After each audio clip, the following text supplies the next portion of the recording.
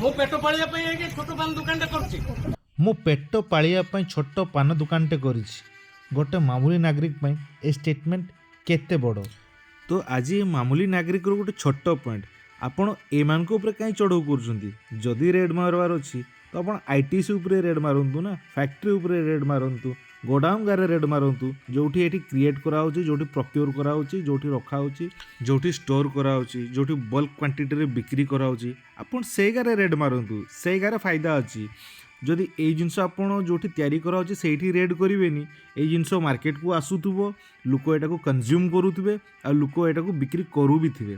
ଯଦି ଫାଇନ୍ କରିବାର ଅଛି ତ ସେଇ ଲୋକ ଉପରେ ଫାଇନ୍ କରନ୍ତୁ ଯେଉଁମାନେ ଏଇ ଜିନିଷକୁ ପ୍ରମୋଟ୍ କରନ୍ତି। ଯେମିତି କି ହେଇଗଲେ ଆମର ଶାହରୁଖ ଖାନ, ଋତିକ ରୋଶନ, ବାବୁଶାନ, ଅଜୟ ଦେବଗନ, ଟାଇଗର ଶ୍ରଫ, ଅକ୍ଷୟ କୁମାର, ଆମ ଫିଟନେସ୍ ଷ୍ଟାର, ତାଙ୍କ ଉପରେ ଫାଇନ୍ କରନ୍ତୁ।